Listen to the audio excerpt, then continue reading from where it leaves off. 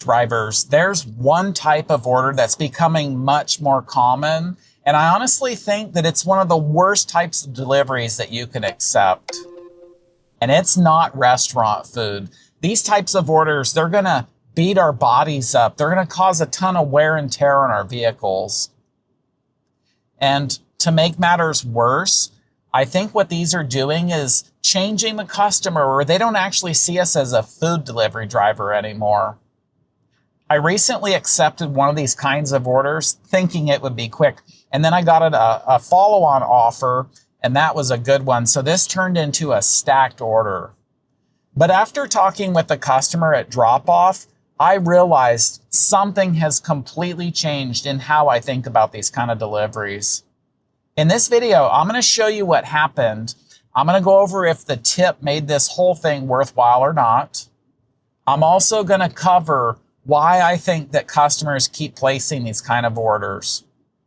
And then last, for drivers that are desiring high acceptance rates and chasing them, I think they are going to pay the biggest price. So let's get started. So as my usual excuse, it was slow out. This offer came up and it was fair. $8.05 for 7 miles and looked decent. It was slow, and I knew this was going to take me into a different market where there could be more orders.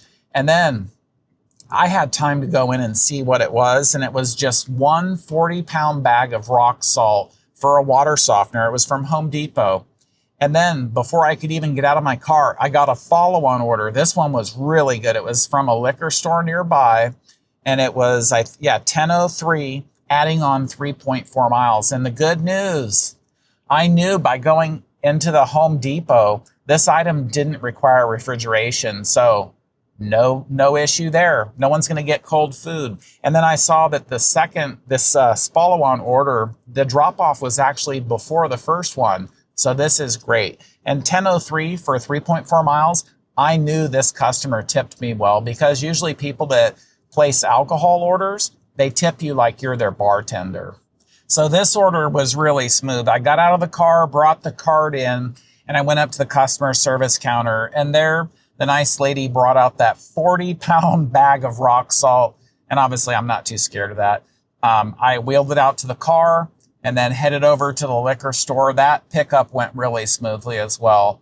And then what's so nice is the alcohol order, that was on my way. So 3 miles away, dropped that off, got to interact with the customer there while I'm checking the ID. And remember, this was the high-paying order.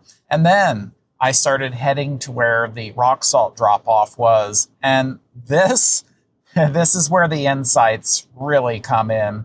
So I pulled up in front of his house, and I could see the man out front playing with his toddler son, I'd say under 2 years old. And as I was getting out, I said hello, and I grabbed the rock salt and was kind of indicating like, oh, where do you want me to put this? I was assuming it was up by the garage, and I think he obviously said yes. So as I was doing that, I was making small talk. I could see his wife up by the porch. So they were just having some family time outside, and I was bringing them some rock salt. So we had an interesting conversation, which I'll get to. I did the drop-off picture, and then I closed out the order. And then we spent some time talking there. In fact, before I move on, please share in the comments right now, have you ever taken any orders from places like Home Depot or Lowe's? And if you have, how'd they go? Would you do them again? Please share that. That's going to help all the drivers who see that to get an idea, was this worth it or not?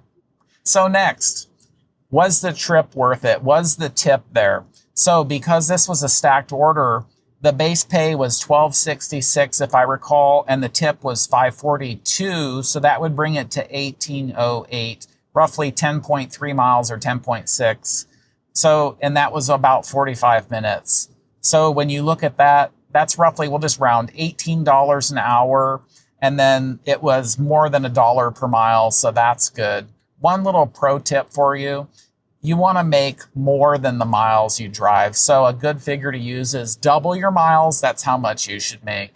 So in general, this order was okay, and it did pay well. But when you separate out just the rock salt order, that gets a little more, I don't want to say sketchy, but I knew what I was doing. I used the excuse of it being slow.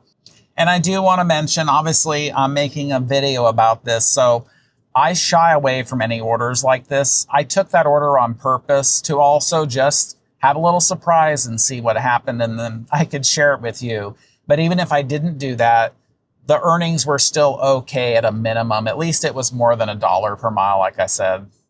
And in case you don't know, I also have recently discovered, I've confirmed it, Uber Eats will raise the base pay when the customer does not tip, or when they tip like $1. Uber Eats will raise up that base pay. And I found over time, roughly, you can assume the base pay is less than half of the total mileage. So like in this case of the alcohol order, to be $10 for 3 miles, I knew the customer really tipped well. So when I share about that conversation with this customer for the rock salt, that's why I highly suspect that the Home Depot order, I don't think that customer tipped at all. I think all that tip, the whole $5.42, came from the alcohol delivery. All right, this next part, why do customers place orders like this from Home Depot and Lowe's? I think you're going to be excited when I share this conversation now. So my conversation on that lawn with the gentleman with his son and the rock salt, it was insightful because obviously I'm always making small talk and having a good customer experience, not only just to get a tip, but he had asked, oh, have you gotten any of my other orders? And I said, oh no, what were they? And he said, oh, I've ordered bags of mulch. I've ordered bags of soil. And I said, oh no, I haven't gotten your orders yet. But then I quickly deflected and I said, oh, but I know I can get 12 bags of mulch in my car. And obviously I didn't tell him this, but I've done that before, but not for any of the gig apps. And I will never do that for any of the gig apps. But I do know that that many bags of mulch can fit in here and you can really feel the weight on the car. So it's definitely not something you want to take lightly. So I was making small talk with him. He was not disrespectful to me. He wasn't treating me like I'm a loser and I should go get a real job, as we've heard sometimes here on YouTube. No, he just didn't really care about me. He was treating me like as a service provider. He ordered some bags of soil, some mulch, some rock salt, and then just a delivery driver brings it and drops it off. And that's it. So I could tell just based on his attitude, again, not being a negative attitude, just ambivalent towards drivers. That's how I think he does not tip. And obviously I can't say that he doesn't tip drivers who bring his food, but it does make you wonder. So I would hope after our conversation together that he would reflect and realize, oh, drivers, any Uber Eats driver, they're doing a good job and I should tip them for their service. Now, does this seem strange to you? Consider this. I like ordering off of Amazon.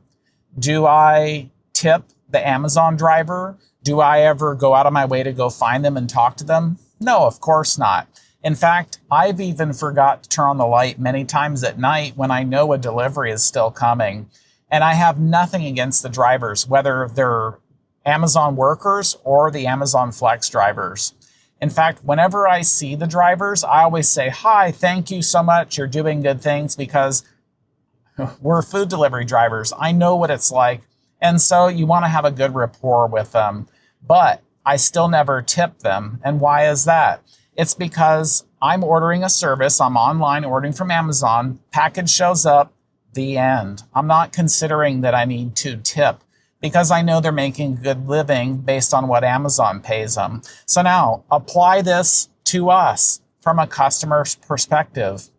I know that customers, when they're ordering food on all the different apps, they realize, oh, I should be tipping because it's in our culture, but nothing else, right? So again, it's nothing against us. And Uber Eats drivers, we know wherever our income comes from, it's all important. And sadly, a large part of that is tips. We have to take orders where people are tipping. Otherwise, we're just going to go out of business. So saying all that, I don't think that things are going to change at all because customers already have it in their minds. Whenever they're ordering from places like Home Depot here or Lowe's, they're just ordering a product and they just want it to magically appear on their doorstep. So again, they have nothing against the drivers like you and I. They just don't think about us. And definitely they wouldn't think, oh, I should give them a tip. No, they just want the product and it arrives. And that's the end of the story. So this last part, and let me caution you, this is going to be brutal. There are many drivers out there that are considering what Uber Eats promises or alleges all the high pay, the unlocking of the great orders. But in exchange for that, you have to have a really high acceptance rate. I personally think that you are absolutely going to be miserable if you're trying to maintain a high acceptance rate and have to deal with orders like these. The biggest reason I say this is because I think you are going to feel trapped. You're going to know, oh, I can't decline many offers, otherwise I'm going to lose all these great benefits. But what's actually going to happen is you are going to be miserable. And I want to tell you that I have that from experience. I took every offer on Uber Eats for 2 long years because I wanted to find out and definitively prove if it's true what Uber Eats says. In my case, they didn't do what they said. And actually, if you watch a few of my videos, I've asked questions like this from drivers like you saying, did you make more money or less money when you're at those higher tiers and the highest acceptance rates? And there's a mix of answers. So take that for what it's worth and just know what you're potentially getting into when you strive for that high acceptance rate. And it gets worse. One little thing that I found is I used to go online whenever I wanted to because I could get a quick trip, make some money, get paid to go where I'm already going.